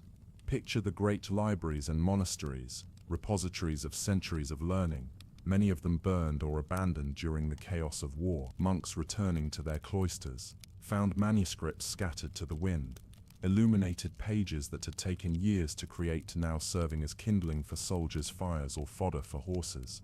Can you see the cathedral builders returning to their work after decades of interruption? Notre Dame de Paris, Rheims, Chartres, these great monuments to human faith and artistry had stood like islands of permanence in an ocean of chaos, but even they bore scars from the years of conflict. Think of the noble families on both sides of the Channel, counting their losses not in acres of land or chests of gold, but in the sons who would never return home. Picture the great halls that had once echoed with the laughter of young knights, now silent except for the whispers of servants and the prayers of widowed mothers.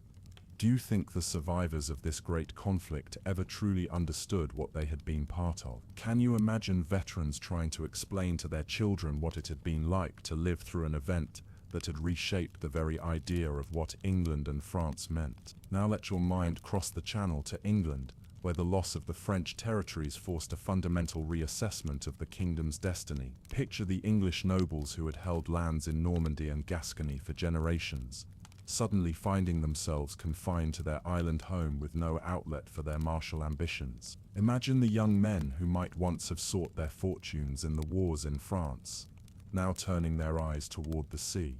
The ships that had once carried armies to French beaches began to carry merchants to distant shores, explorers to unknown lands, adventurers to the far corners of the world. Can you picture the transformation of English seaports in the decades following the war? Bristol, Plymouth, Southampton, these towns that had once been staging points for military expeditions now became the launching pads for commercial ventures that would eventually span the globe. Think of the wool merchants who had lost their traditional markets in Flanders, now seeking new customers across the Atlantic.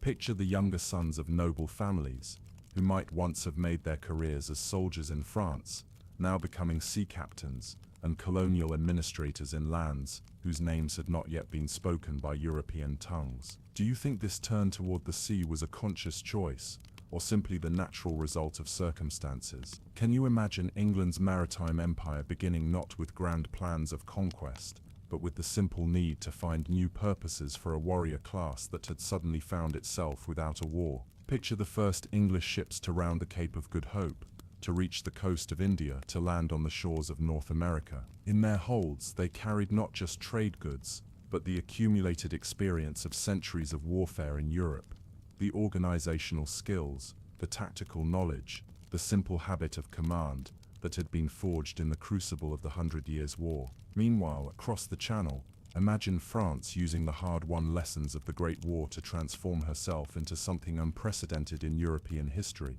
A truly unified kingdom under a powerful monarchy that commanded the loyalty of all its subjects. Picture Charles VII's successors, kings who understood that the feudal system that had nearly destroyed France during the war's darkest years could never be allowed to resurrect itself. They began the patient work of building a centralized state, creating royal officials who answered directly to the crown rather than to local nobles. Can you see the new royal army taking shape?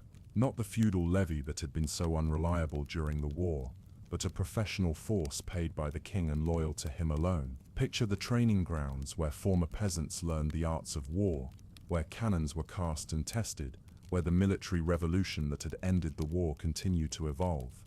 Think of the royal court at Tours, then Amboise, finally settling at the great chateau of the Loire Valley. These were not the grim fortresses of the war years, but palaces designed to showcase the power and sophistication of the French monarchy. Picture the Italian artists and architects who came to France, bringing with them the ideas and techniques of the Renaissance. Imagine the French language itself beginning to evolve and spread, no longer just the dialect of the Ile-de-France, but becoming the tongue of administration, literature and culture throughout the kingdom. The unity that had been forged in the fire of resistance to English invasion was now being expressed in 1,000 different ways. Can you picture the French countryside slowly healing from the wounds of war? New villages rising where old ones had been destroyed, forests replanted where armies had cut them down for siege engines, roads rebuilt to carry merchants rather than soldiers. Do you think the peasants who benefited from this renewal understood how their suffering during the war had contributed to France's ultimate strength? Picture them bringing their harvests to market in towns that bustled with peaceful commerce, perhaps not realizing that their prosperity was built on the foundation of their ancestors' endurance. As France emerged from the shadow of war, imagine the explosion of cultural creativity that followed, as if the kingdom's spirit, long suppressed by the necessities of survival, was finally free to express itself in art, literature, and learning. Picture the court of Louis XI, Charles VII's son, where scholars and poets gathered to celebrate not just military victory, but the triumph of French civilization itself. Can you see the manuscripts being copied and illuminated, preserving not just the wisdom of antiquity, but the fresh thoughts of a generation that had learned to question old assumptions? Think of the chateau being built along the Loire, architectural marvels that combined the defensive lessons learned during the war with the aesthetic principles of the Italian Renaissance. Picture Chambord, Chambédard, Champenoise, Amboise, palaces that announced to the world that France was no longer a kingdom at war, but a civilization at peace. Imagine the troubadours and chroniclers who began to shape the stories of the Great War into the legends that would inspire future generations. The raw history of siege and battle was being transformed into romance and epic, creating the mythical France that would capture imaginations for centuries to come. Can you picture Joan of Arc's transformation from the peasant girl who had died at Rouen into the saint and symbol that she became in French memory? Her story, polished by countless retellings, became not just history, but inspiration, proof that France could work miracles when necessity demanded them. Think of the universities of Paris and Orleans, slowly rebuilding their libraries and recruiting new scholars from across Europe. Picture the debates that raged in their halls about theology, philosophy, and natural science, discussions that would have been impossible during the chaos of the war years. Do you think the scholars of this period understood that their intellectual freedom was purchased with the blood spilled at Crecy and Agincourt, at Orleans and Castillon? Can you imagine them pursuing their studies by candlelight, surrounded by books that had survived the flames of war, perhaps not fully grasping the fragility of the civilization they were helping to rebuild? Now let your mind return to England, where the end of the Great War had created different but equally profound changes. Picture a kingdom that had been defined for centuries by its continental ambitions, suddenly forced to discover what it meant to be simply English. Imagine the English language itself evolving during this period, no longer competing with French as the tongue of the court and nobility. Picture Geoffrey Chaucer's successors, poets and writers who could assume their readers spoke English as their native tongue, who could explore the full richness of their language without apology or explanation. Can you see the English countryside taking on the character it would retain for centuries? Those hedgerows and villages, manor houses and parish churches that created a landscape uniquely different from continental Europe. Without the constant drain of French wars, English landlords could invest in improving their estates rather than equipping armies.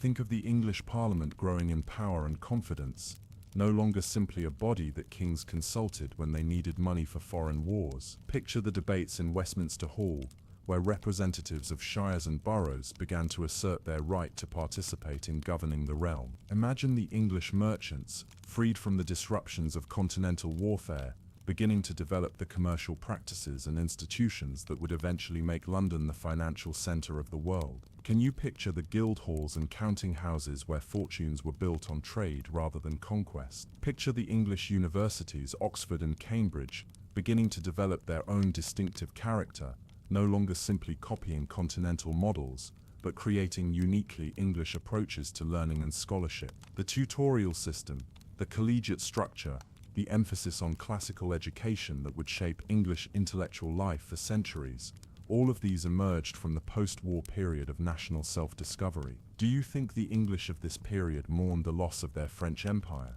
Or did they sense that their island kingdom was destined for different and perhaps greater things? Can you imagine merchants in London's docks, loading ships bound for distant ports, understanding that they were pioneering new routes to wealth and power that would eventually prove more valuable than all the French territories their ancestors had fought to hold? As you rest your mind on the military innovations that emerged from this great conflict, picture the transformation of warfare itself.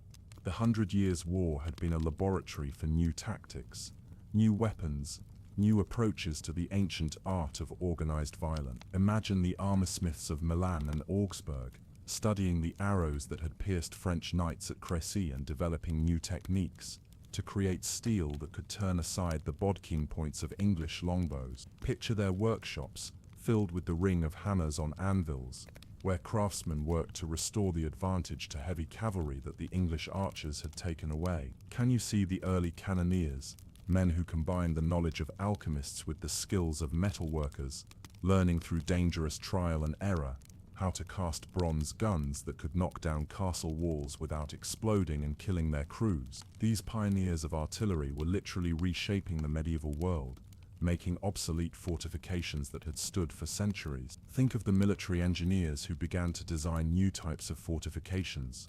The Tres Italienne with its star-shaped bastions that could withstand cannon fire. The carefully calculated angles that gave defenders clear fields of fire against attackers. Picture them walking the walls of ancient castles, making notes about what needed to be changed if stone were to continue protecting against steel. Imagine the drill masters who began to train infantry in the complex maneuvers that would be necessary on battlefields dominated by firearms. The English longbowmen had shown that disciplined common soldiers could defeat noble cavalry. Now the challenge was to create formations that could deliver coordinated volleys of crossbow bolts or early musket balls.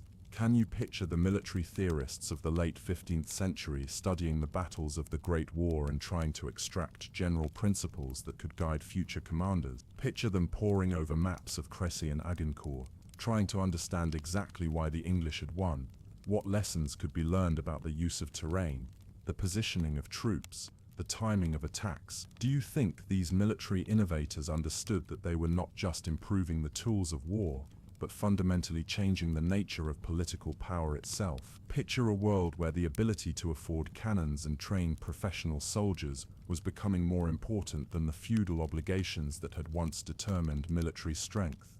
Now let your imagination drift to the quieter but equally important changes taking place in the art of diplomacy. Picture the royal courts of Europe in the decades following Castillon, where ambassadors and negotiators were developing new ways of conducting relations between kingdoms. Imagine the first permanent embassies being established, diplomatic posts where representatives of one kingdom lived permanently in another, observing, reporting, negotiating on behalf of their distant masters. Can you see the challenge this presented to kings who had been accustomed to conducting diplomacy through occasional embassies and royal marriages? Think of the new diplomatic protocols being developed, the careful rules about precedence and ceremony that allowed representatives of different kingdoms to meet without giving offense, the intricate codes that governed written communications between royal courts. Picture the intelligence networks that began to emerge from these diplomatic contacts. Ambassadors were not just negotiators, but also spies, carefully observing the military preparations, economic conditions, and political tensions in the kingdoms where they served. Can you imagine the secret letters being written in invisible ink, the coded messages that carried vital information across hundreds of miles? Think of the marriage negotiations that became increasingly important as kingdoms sought to cement alliances without resort to warfare. Picture the portraits being commissioned to show potential brides and grooms to their prospective partners, the careful investigations into dowries and inheritance rights that could determine the fate of nations. Can you see the emergence of international law,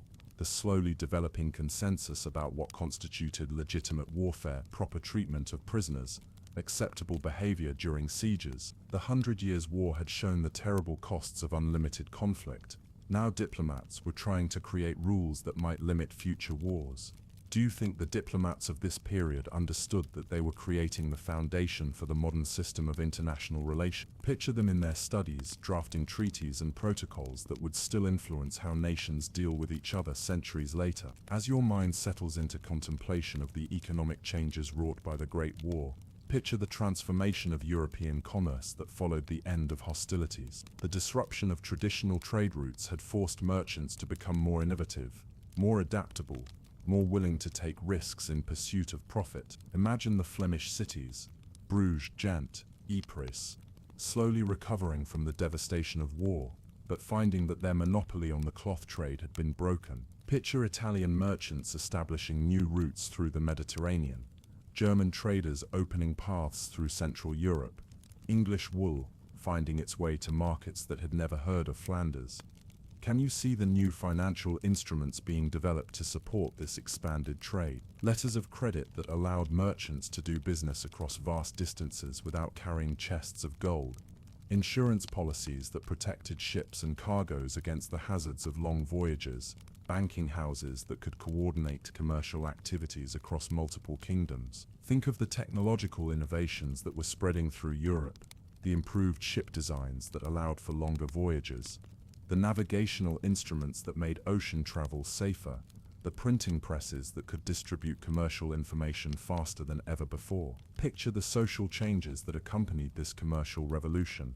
In the cities of Northern Europe, merchant families were rising to positions of wealth and influence that had once been reserved for the nobility. Can you imagine the tension this created, as traditional aristocrats found themselves dependent on the financial support of men they considered their social inferiors? Think of the craftsmen and artisans who were organizing themselves into new types of guilds, associations that protected their interests while also sharing technical knowledge and maintaining standards of quality. Picture the workshops where new techniques were being developed, the apprenticeship systems that preserved and transmitted specialized skills. Can you see the agricultural improvements that were slowly transforming the European countryside? New crops being introduced, better plowing techniques being adopted, more efficient ways of organizing farm labor being developed.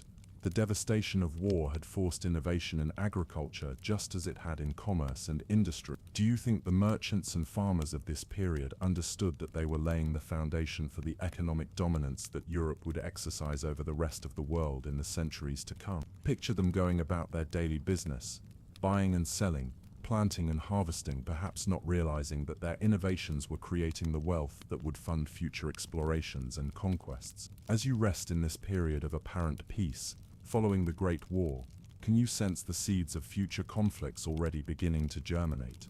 Picture the map of Europe in the 1460s and 1470s where new powers were rising and old balances were being disturbed. Imagine the Ottoman Empire, pressing ever closer to the heart of Europe, its armies carrying the crescent banner toward Vienna and Budapest. The end of the 100 Years' War had freed French and English energies for other purposes, but it had also removed a major distraction from the Islamic threat that was advancing from the southeast. Can you see the Spanish kingdoms, Castile and Aragon, beginning their own expansion, their eyes turning toward the Mediterranean and eventually toward the vast unknown lands across the Atlantic? Picture Christopher Columbus in the 1480s, carrying his plans from court to court, seeking the financial backing that would eventually come from Isabella of Castile. Think of the Holy Roman Empire, that ancient institution that had been weakened by internal divisions during the Great War, now facing new challenges from all directions. Picture the Habsburg family,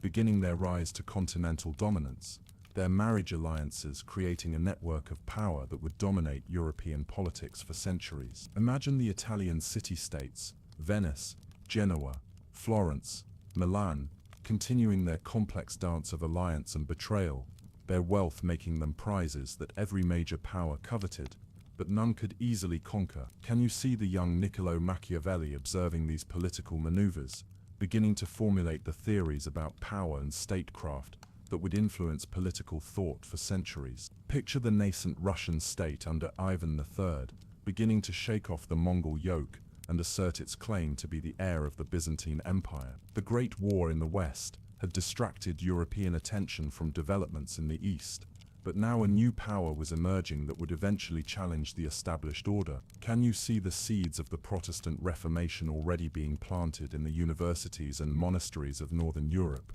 The disruption of traditional authority during the 100 Years' War had created space for new ideas about religious authority and individual conscience. Do you think the statesmen of the late 15th century understood that they were not entering an age of peace, but simply a period when the focus of conflict would shift to new theaters and new issues? Picture them studying their maps and planning their strategies, perhaps not realizing that they were preparing for struggles that would prove even more transformative than the Great War that had just ended. Now let your mind wander through the physical monuments that the 100 Years' War left behind.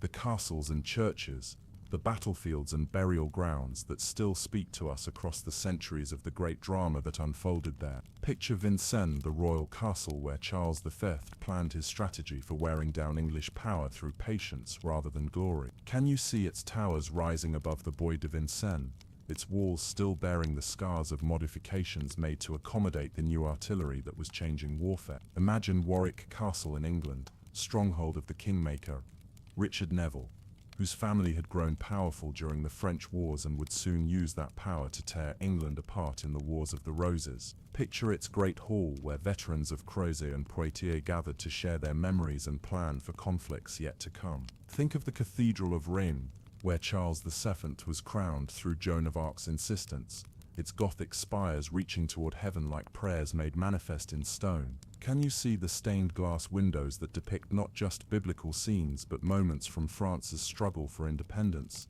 the sacred and the secular united in colored light? Picture the battlefield of Agincourt, now peaceful farmland, where crops grow in soil enriched by the blood of knights and common soldiers. Imagine a farmer's plow turning up fragments of armor or arrowheads, physical reminders of the day when the fate of kingdoms was decided in the mud of northern France. Can you see Mont Saint-Michel, that abbey fortress rising from the tidal flats of Normandy, one of the few places in northern France that never fell to English conquest? Picture the monks continuing their prayers, even as armies marched back and forth across the surrounding countryside, their devotions providing a constant counterpoint to the violence of war. Think of the Tower of London, where the French royal regalia captured at various battles was displayed as proof of English victories, where French prisoners of royal blood waited for ransom or death. Picture the ravens that were said to guard the tower, black-winged sentinels, watching over the symbols of conquered kingdoms. Imagine the parish churches throughout England and France, where memorial brasses and stone effigies commemorate the knights and soldiers who died in the Great War. Picture the carved inscriptions asking for prayers for the souls of men whose names are now known only to God and to the stone that preserves their memory. Can you see the illuminated manuscripts that preserve the chronicles of the war? The Froissart Chronicles, with their vivid miniatures showing knights in combat, the careful handwriting that recorded the deeds of heroes and the deaths of kings. Picture the scribes working by candlelight to preserve these stories for future generations. Do you think these physical reminders of the Great War carry some trace of the human emotions that were invested in them? Can you imagine touching the stones of Reims Cathedral, or walking the field at Crozet, and feeling some echo of the hope and fear, the triumph and despair that were once so intense in these places? As your mind settles into gentle reflection, picture all the unnamed people whose lives were shaped by the Great War, but whose stories were never recorded in the chronicles of kings and battles.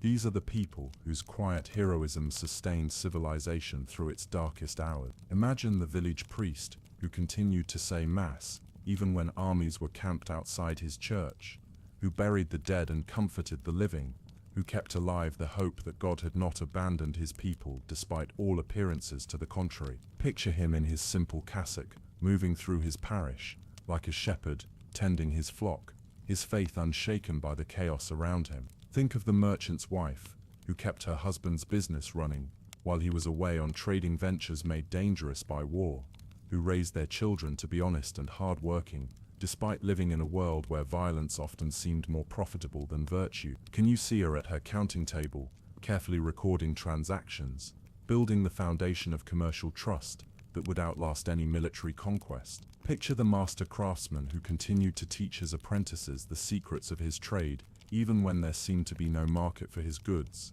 who preserved skills and knowledge that would be needed when peace finally returned. Imagine him in his workshop, surrounded by the tools of his craft, passing on to the next generation the accumulated wisdom of centuries. Think of the midwife who brought new life into the world even as war brought death, who helped mothers deliver children who would grow up to rebuild what their parents' generation had torn down. Can you see her gentle hands, worn by years of service, helping to welcome new souls into a world that desperately needed hope? Picture the minstrel who carried news and songs from village to village, who preserved in verse and melody the stories that might otherwise be forgotten, who reminded people that there was beauty in the world even when ugliness seemed to dominate. Imagine his voice rising in song around a tavern fire, carrying listeners away from their immediate troubles, to a realm where heroes triumphed and justice prevailed. Can you see the farmer's daughter who learned to read despite having no formal schooling, who copied out prayers and stories for her neighbors,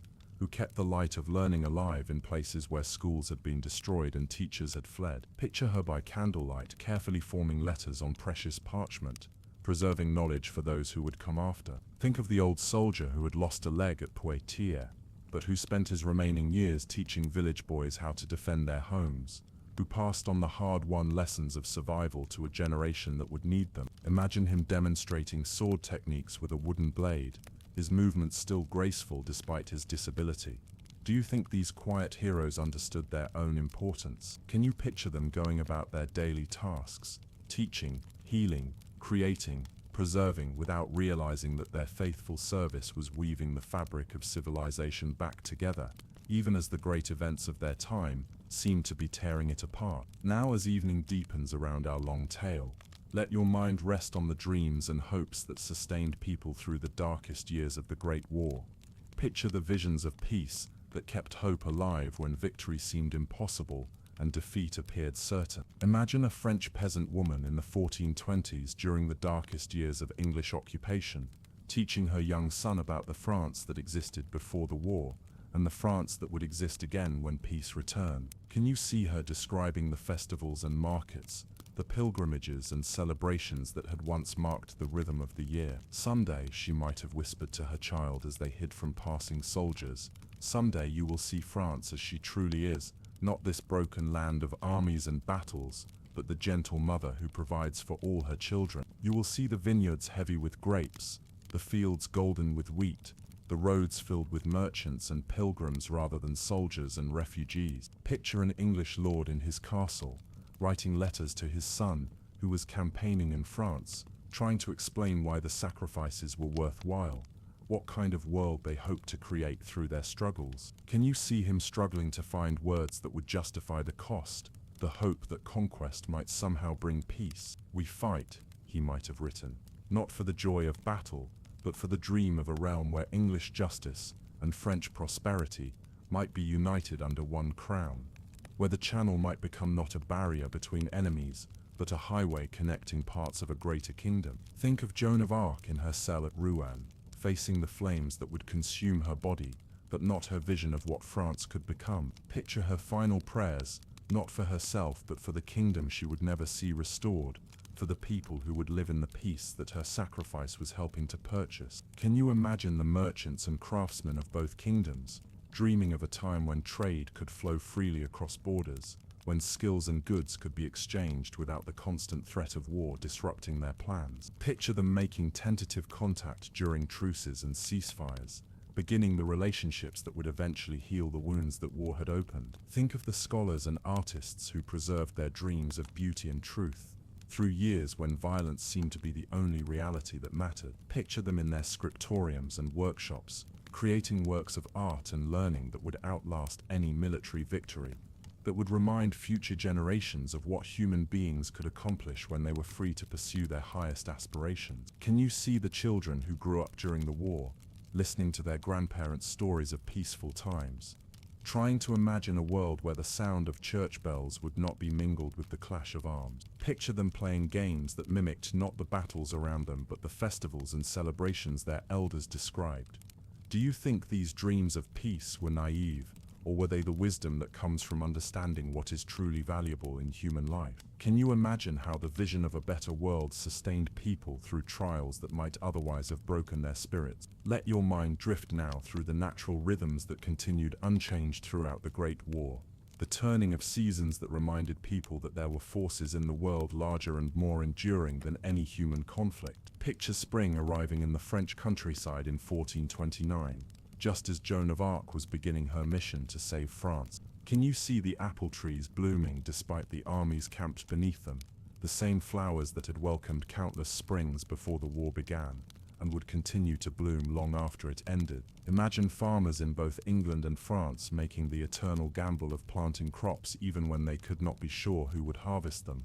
Picture them scattering seed in ground that might soon be trampled by cavalry, trusting in the ancient rhythm of sowing and reaping that had sustained human civilization since the beginning of time. Think of the migrating birds that crossed the Channel each spring and fall, carrying no banners, acknowledging no borders, following routes established long before humans began dividing the world into kingdoms and principalities. Can you see them flying over battlefields and peaceful villages with equal indifference, their journey driven by instincts older than any human ambition? Picture the winter nights when snow covered both English and French soil with the same white blanket, when the cold affected besiegers and besieged equally, when the fundamental equality of all human beings in the face of nature became impossible to ignore. Can you imagine the harvest moons that rose over Europe during the war years, their light falling impartially on the camps of enemies, reminding all who saw them that the universe operated according to laws more ancient and more reliable than any treaty or alliance? Think of the Christmas celebrations that continued even in the midst of warfare,